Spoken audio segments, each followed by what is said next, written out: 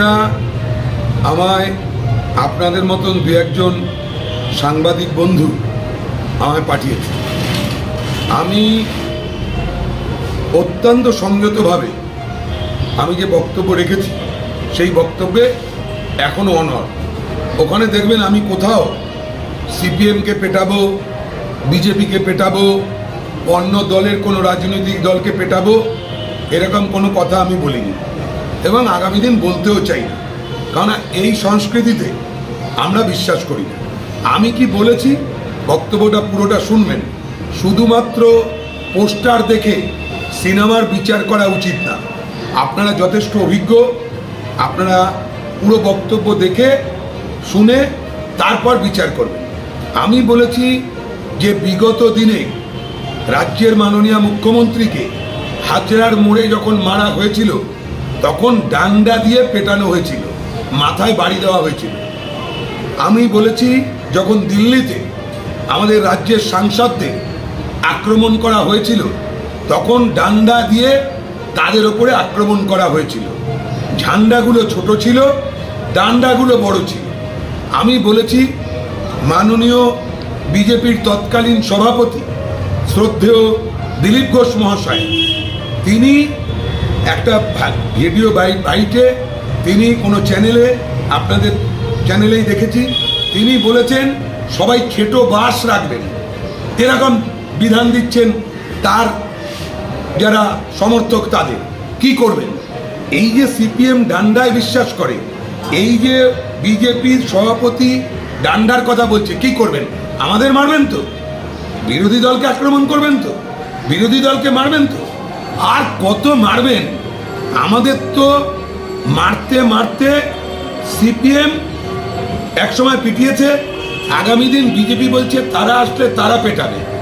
কেউ বলছে দেশের বাইরে বের করে দেবো এনআরসি করে, কেউ বলছে 5 ফুট মাটির তলায় ঢুকিয়ে দেবো, 5 ফুট ওপরে তুলে দেবো, শ্মশানে লাইন পড়ে যাবে। আমরা এই সংস্কৃতিতে বিশ্বাস করি না। আমি সেটা বলেছি, যারা মোটা ডান্ডা নিয়ে আসবে তাদের এই ডান্ডা বা এই খেটো বাস আমরা কিন্তু রাখবো না। আমরা তৃণমূলের কর্মী, ঋণ নিলে ঋণ পরিশোধ করি। আমাদের আপনারা নিয়ে আসবেন, আমরা ফেরত দিয়ে দেবো। 4 তারিখে তো রেজাল্ট বেরোবে। আপনাদের যে ডান্ডা আপনারা নিয়ে আসবেন, আপনাদের আমরা সেই ডান্ডা ফেরত দিয়ে দেবো। তখন যদি বলেন নিতে কষ্ট হচ্ছে, অসুবিধা হচ্ছে, তাহলে আমি বলবো ডান্ডা আনবেন না, মিটে গেল, ফেরত নেওয়ার প্রশ্ন আসবে না। আর ফেরত নেওয়ার সময় 2-1টা যদি বেশি চান, আমি সেটাও বলেছি যে ফুচকা খেতে গিয়ে আমি দেখেছি যে ফুচকা খেলে 10 টাকা 15 টাকা 20 টাকার ফুচকা খেলে একটা ফাও দেয়। আপনি যদি বলেন তখন ডান্ডা এনে 4 তারিখের পরে যে দাদা একটা ফাও হবে না, আমি দেখবো আপনাদের কোনো কর্মী কোনো ডান্ডা ফেলে গেছে কিনা, সেটাও আপনাকে দিয়ে দেবো, আপনি সযত্নে নিয়ে যাবেন। আমি এই কথাটাই বলেছি। তার মানে আমি একবারও বলিনি যে সিপিএমকে আমরা পেটাবো, বিজেপিকে আমরা পেটাবো। আমরা বলেছি উন্নয়নকে স্তব্ধ করে দিতে কারা ব্যতিগ্রস্ত, তাদের মার্ক করছে জনগণ। সেটা কি অন্যায়? উন্নয়নকে স্তব্ধ করে দিতে আপনার গায়ে লাগছে কেন? আপনি তো উন্নয়নের পক্ষে, তাহলে আপনার গায়ে লাগা উচিত না। যে তারা কি কারণে ভাইরাল করেছে, তারা হয়তো আমার কথাটা সমর্থন করছে, তার জন্য হয়তো ভাইরাল করেছে। তারা মনে করছে যে এটা ঠিক, আমাদের সেই সময় এইগুলো নিয়ে যাওয়া ঠিক হবে না, এই ভোটে অন্তত ঠিক হবে না। তারা হয়তো তাদের কর্মীদের সতর্ক করার জন্য বলছে। প্রচুর কর্মী, আমি একা না, আমাদের মতো প্রচুর কর্মী সিপিএমের দ্বারা লাঞ্ছিত, অপমানিত, মার খাওয়া, খাওয়া, সমস্ত কিছু। আমার বুকের মধ্যে সিগারেটের চাকা দিয়ে নিভিয়েছে। সেই ছেলেটা এখন আমাদের সাথে দল করে। আমরা তাদের পেটের ভাতের ব্যবস্থা করেছি। এই দমদম তো বোমের দমদম ছিল। বিন্দাকারাত্র বলেছে দরকার হলে দমদম দাওয়াই দিয়ে দেবে, দাওয়াইয়ে বিশ্বাস করতো। আমরা তো বিশ্বাস করতাম না, আমরা তো করি না।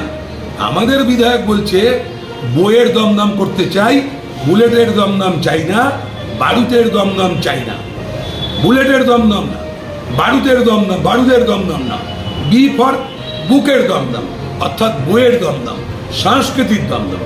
আমরা এই অঞ্চলে সিপিএম, বিজেপি, কংগ্রেস, তৃণমূল একসাথে থাকতে চাই, উন্নয়ন করতে চাই।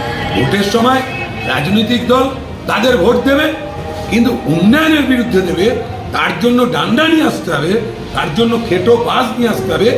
এই বিধান যারা দিচ্ছে তাদের আমরা বলছি এই প্রয়োজনে দিন।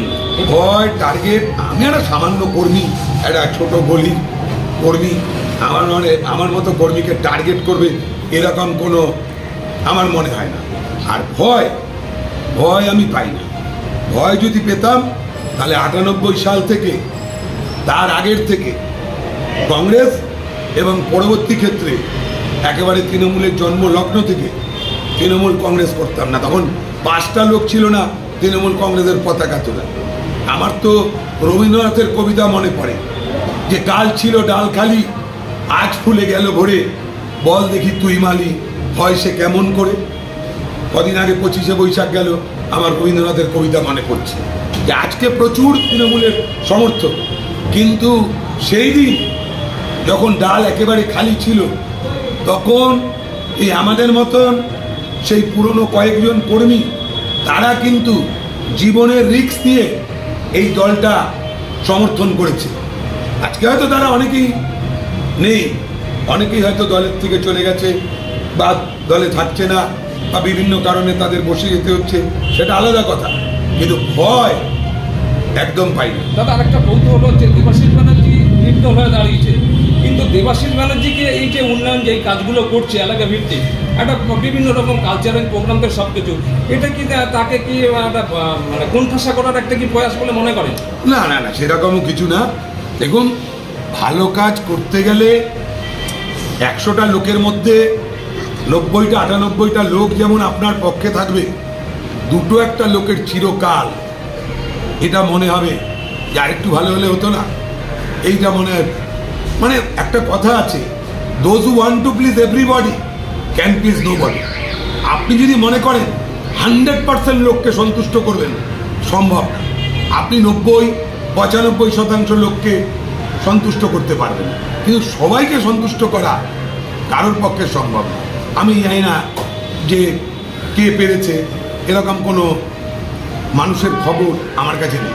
এইখান থেকে যে ছবিটা ভাইরাল হলো, নিশ্চয়ই কেউ না কেউ দিয়েছে। হ্যাঁ, তাহলে এই যে তাহলে কি দেবাশিস ব্যানার্জিকে কোনোভাবে যেভাবে পর্যদস্ত করা যায়? না না, সেরকম কোনো, আমরা বললাম যে আমরা ছোট মাপের একটা পাড়ার গলিতে দিয়ে আমায় পর্যদস্ত করে কি হবে, এইসব সেই সব কিছু না। এটা একটা চলে, এগুলো লোক বলে, ভোটের কোনো প্রভাব পড়বে না বলছেন? না, এতে ভোটে কিছু হয় না, সেই সব কোনো না। আর মাথার উপরে ছাতা না থাকলে আমি প্লাস্টিক দিয়ে নেবো, এখন তো প্লাস্টিক পাওয়া যায়, একটা প্লাস্টিক দিয়ে নেব, আমার সেরকম কোনো শত্রু নেই। আর আমার সেরকম বড় মাপের নেতাও না, আমার সেরকম কোনো শত্রু নেই।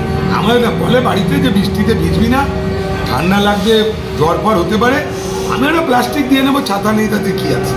যে আমাদের ওয়ার্ডের প্রত্যেকটা মানুষ, সিপিএম, কংগ্রেস, বিজেপি, তৃণমূল, সবার কাছে আমরা নতমস্তকে যাব, সৌগত রায়ের উন্নয়নের কথা বলবো, রাজ্যের মন্ত্রী থেকে শুরু করে সাংসদ, মুখ্যমন্ত্রী, তাদের উন্নয়নের কথা বলবো।